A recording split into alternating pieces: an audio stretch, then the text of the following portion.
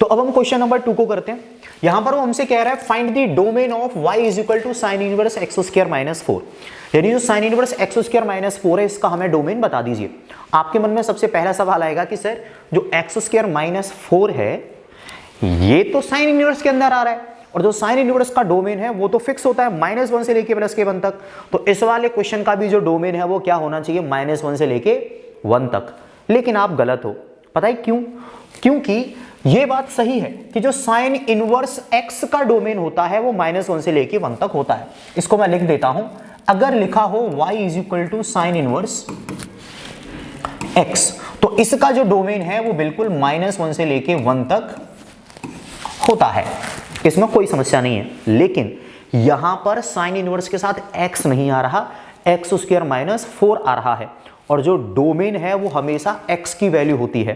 Clear? तो यहां पर जो एक्स स्क्वायर माइनस 4 की वैल्यू है वो तो -1 से लेके +1 के बीच में होनी चाहिए, लेकिन जो x की वैल्यू है वो कितनी होगी ये तो हमें खुद ही पता करना पड़ेगा। तो चलिए क्वेश्चन को एक बार करके देखते हैं। सबसे पहले मैंने यहां पर लिख दिया क्योंकि साइन इनवर्स x का डोमेन -1 से लेके 1 तक होता है, इसलिए एक्स स्क्वायर माइनस 4 की वैल्यू जो हमारा एक्स स्क्वायर -4 है इसकी भी वैल्यू हर हाल में -1 से ग्रेटर देन और इक्वल टू और +1 से लेस देन और इक्वल टू होनी चाहिए। ठीक, अब क्योंकि यहां पर ये -4 लिखा हुआ है तो मैं काम करता हूं इसमें इधर इधर और इधर ऐड कर देता हूं 4। तो क्या मिलेगा, ये हो जाएगा 4 ऐड होने के बाद +3 ग्रेटर देन और equal to x square, 4 add करने के बाद -4 तो गायब हो जाएगा और इधर जब 4 ऐड होगा तो ये बनेगा 5। ठीक, अब ये क्वेश्चन धीरे धीरे करके कॉम्प्लेक्स होना शुरू हो जाएगा, तो अपना दिमाग इधर ही रखना, बहुत ज्यादा ध्यान से समझना हर छोटी बात को। ठीक है, तो सुनो अब मैं यहां पर क्या करने वाला हूं। यहां पर लिखा हुआ है कि जो एक्स स्क्वायर है वो ग्रेटर देन है 3 से, इसे मैं अलग लिख ले रहा हूं। तो मैंने क्या लिखा, एक्स स्क्वायर ग्रेटर देन और इक्वल टू 3, पहली चीज। दूसरी चीज जो मेरी समझ में आ रही है वो ये है कि जो एक्स स्क्वायर है वो लेस देन है 5 से, तो मैंने यहां पर भी लिख लिया and x square is less than और इक्वल टू 5। ठीक, अब मैं यहां से x की कुछ वैल्यूज निकालने की कोशिश करता हूं और यहां से भी x की कुछ वैल्यूज निकालने की कोशिश करता हूं। देखते हैं क्या कंक्लूजन निकलता है। देखो अगर एक्स स्क्वायर ग्रेटर है 3 से तो जो मेरी x की वैल्यू है ना, जो मेरी x की वैल्यू है उसे क्या होना होगा, अगर मेरा एक्स स्क्वायर ग्रेटर देन है 3 से तो जो x की वैल्यू है ना वो हर हाल में क्या होगी, लेस देन होगी। क्या होगी, लेस देन और इक्वल टू होगी -√3 से। देखो स्क्वायर रूट लोगे तो ये वाला रिजल्ट तुम्हें मिलेगा। और एंड जो x की एक और वैल्यू मिलेगी और वो क्या होगी, ग्रेटर देन और इक्वल टू +√3। पहले मैं तुम्हें ये वाली बात समझा देता हूं कि ये क्या हो रहा है। देखो मैं केवल इस वाली चीज को फोकस कर रहा हूं, अभी इसके बारे में अभी थोड़ी देर में बात करूंगा।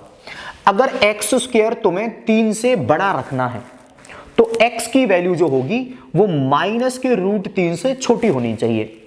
एग्जाम्पल के तौर पे समझाता हूं, तुम x की कोई वैल्यू लो जो -√3 से छोटी हो, जैसे कि -√4 -√3 से छोटा होता है। ठीक है, तो तुम -√4 का जब स्क्वायर करोगे, -√4 का जब स्क्वायर करोगे तो वो कितना आएगा, +4, और जो +4 होता है वो तो 3 से ग्रेटर है। तो वो वेरीफाई कर रहा है या नहीं कर रहा है, इसको बिल्कुल कर रहा है। कोई दूसरी वैल्यू चेक कर लो x की जो लेस देन हो -√3 से, जैसे कि √10 माइनस का -√10 -√3 से छोटा है, तो तुम उसका स्क्वायर करके देखो तो कितना मिलेगा, +10। तो जो 10 है वो तो 3 से ग्रेटर हो जाएगा। तो हमने बिल्कुल इसे वेरीफाई करने वाली वैल्यूज ही लिख ली हैं। यानी अगर x की वैल्यू लेस देन होगी -√3 से तो एक्स स्क्वायर बड़ा हो जाएगा +3 से। ये बात क्लियर हुई। अब आगे देखो, यहां पर मैंने दूसरा रिजल्ट क्या लिखा कि x इज ग्रेटर देन और इक्वल टू √3। यानी अगर तुम x की वैल्यू √3 से बड़ी लेते हो, जैसे कि √4, तो उसका स्क्वायर भी 3 से बड़ा होगा। चेक करके देख लो, तुम √4 ले लो, √4 का स्क्वायर क्या आता है, 4, 4 तो 3 से बड़ा है। तुम √3 से बड़ी कोई और वैल्यू लेके देख लो, √5, √5 का स्क्वायर कितना आएगा 5, 5 भी 3 क्या है 3 से बड़ा होता है। मतलब ये वाली वैल्यू और ये वाली वैल्यू दोनों ही हमारे इस वाले रिजल्ट को क्या कर रही हैं, वेरीफाई। तो अभी मैंने जो दो रिजल्ट लिखे हैं, अभी जो मैंने ये दो रिजल्ट लिखे हैं, ये कहां से मिले मुझको, ये दोनों के दोनों रिजल्ट इस वाले इक्वेशन को सिंप्लीफाई करने के बाद मैंने लिख दिए। अब किसका नंबर है, अब मैं लिखूंगा ऐसे दो रिजल्ट जो मैं निकालूंगा इस वाले इक्वेशन को सॉल्व करके। अब इस वाले का नंबर है, तो दिमाग लगाए रखना, बहुत काम की चीज है। तो सुनो, एक्स स्क्वायर जो है वो ग्रेटर होना चाहिए, माफ करना, एक्स स्क्वायर की वैल्यू लेस होनी चाहिए 5 से। तो मैं क्या लिखूंगा कि जो x है ना उसे आप ग्रेटर देन और इक्वल टू ले लो माइनस के √3 से, माफ करना माइनस के √5 से, एंड जो x की वैल्यू है उसे आप लेस देन और इक्वल टू ले लो प्लस के √5 से। जो ये वाली वैल्यू है जो मैंने यहां पे लिखी है, ये ऊपर वाली इक्वेशन को वेरीफाई करेगी। मैं आपको एक बार करके दिखा देता हूं। देखो, तुम x की कोई भी वैल्यू ले लो जो माइनस के √5 से बड़ी हो, ठीक। तो एक वैल्यू जो माइनस के √5 से बड़ी होती है वो है माइनस का √4, माइनस का √4 माइनस के √5 से बड़ी होती है, ठीक है। तो तुमने ले लिया x की एक वैल्यू जो माइनस √5 से ग्रेटर है, माइनस का √4 ले ली तुमने। जब तुम माइनस के √4 का स्क्वायर करोगे तो मिलेगा प्लस का 4, और प्लस का 4 जो होता है वो 5 से लेस है, और हमें भी तो ऐसी ही वैल्यू चाहिए एक्स स्क्वायर की जो 5 से लेस हो। तो बिल्कुल इसने तो इसे वेरीफाई करा। एक और एग्जांपल समझो, मान लिया तुमने x की एक वैल्यू ग्रेटर देन ले ली माइनस के √5 से, तो माइनस के √5 से बड़ी वैल्यू कौन हो जाएगी, मान लो माइनस का √2, माइनस √2 माइनस √5 से बड़ी होती है। तुम उसका स्क्वायर करो, कितना मिलेगा 2। तो जो 2 है वो तो लेस देन है ना 5 से, मतलब इसे वेरीफाई कर रहा है।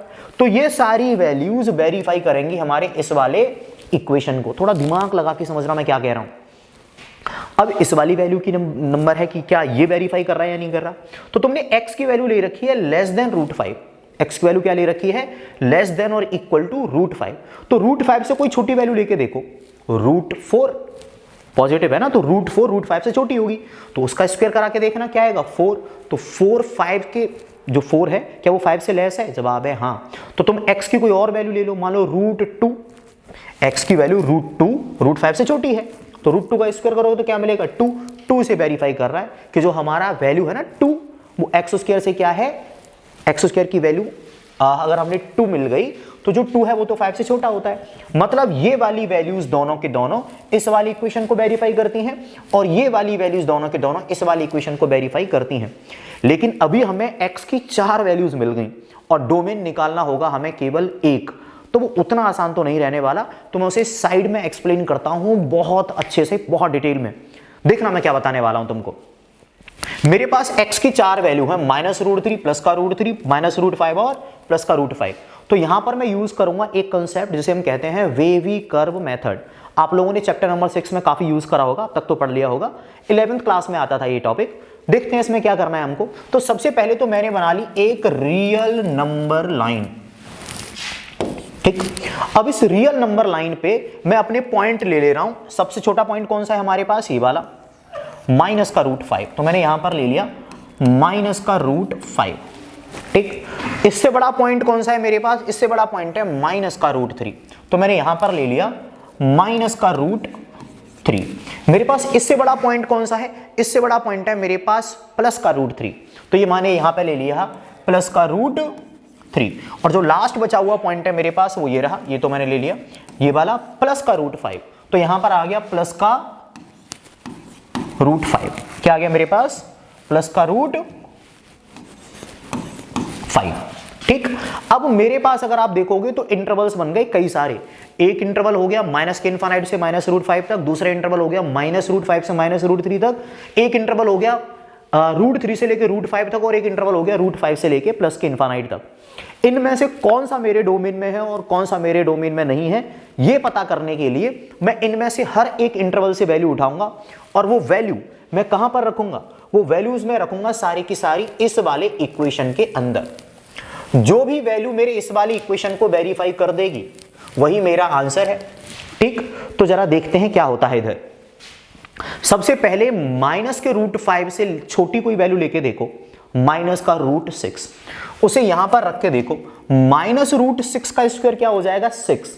क्या 6 3 और 5 के बीच में आता है? जवाब है नहीं। मतलब ये वाला जो रीजन है वो मेरे काम का नहीं है। ठीक, फिर मैंने क्या करा, माइनस का रूट 5 और माइनस का रूट 3 इनके बीच का कोई पॉइंट लेके देखा, तो इन दोनों के बीच में एक पॉइंट पड़ता होगा माइनस का रूट 4। माइनस का रूट 4 यहां रख के देखो, माइनस रूट 4 का स्क्वायर क्या मिलेगा 4। तो 4 जो है वो 3 और 5 के बीच में पड़ता है। मतलब जो ये वाला रीजन है ना, ये वाला रीजन मेरे काम का है। ठीक, इसके बाद मैंने क्या करा, इस वाले रीजन में से कोई पॉइंट लिया, माइनस रूट 3 और प्लस का रूट 3। मान लो तुमने यहां से बीच में से उठा लिया पॉइंट 0, तुम कोई भी पॉइंट ले सकते हो, 0 ले लिया। 0 यहां पर रखोगे, 0 का स्क्वायर तो 0 होता है। क्या 0 और 3 और 5 के बीच में आता है? जवाब है नहीं। तो ये वाला रीजन भी मेरे किसी भी काम का नहीं है। अब वैसे मैं रीजन कह रहा हूं, इंटरवल बोलना चाहिए। अब अगला इंटरवल आया रूट 3 से लेके रूट 5 तक। तो रूट 3 और रूट 5 के बीच में पड़ता होगा रूट 4, यहां पर रख के देख लो। रूट 4 का स्क्वायर आएगा 4, तो जो 4 है वो 3 और 5 के बीच में पड़ता है। जो 4 है वो 3 और 5 के बीच में पड़ता है। जवाब है हाँ। तो ये वाला इंटरवल भी मेरे काम का है। लास्ट इंटरवल बचा रूट 5 से लेके इनफाइनाइट तक का। तो तुमने ले लिया, मान लेते हैं रूट 6। जब यहां पर रूट 6 रखोगे तो उसका स्क्वायर आएगा 6, वो भी 3 और 5 के बीच में नहीं पड़ता। तो ये वाला इंटरवल भी मेरे किसी भी काम का नहीं है। अब जो इंटरवल मेरे काम का है वो मेरा डोमेन है, और बाकी सब फालतू की चीज। तो देखो, चलो मैं डोमेन लिख देता हूं। तो डोमेन क्या हो जाएगा, माइनस के रूट 5 से माइनस के रूट 3 तक, ये आएगा क्लोज इंटरवल में, ये वाला रीजन। ठीक, प्लस के रूट 3 से प्लस के रूट 5 तक, ये भी आएगा मेरा क्लोज इंटरवल में। अब क्योंकि ये दोनों ही मेरे आंसर्स हैं, तो ये मेरा आ जाएगा इन दोनों के बीच में यूनियन। ठीक, और यही क्या है मेरा, जो उसने पूछा था ना डोमेन, तो ये है मेरा डोमेन। देखो, इस वाले क्वेश्चन में मैंने बस तुम्हें क्वेश्चन नहीं कराया, एक कंसेप्ट बहुत ज्यादा डिटेल में एक्सप्लेन करा है। ठीक है, तो इसको आप समझ ही गए होंगे। चलिए अगले क्वेश्चन पे चलते हैं, आप इसका स्क्रीनशॉट ले लीजिए।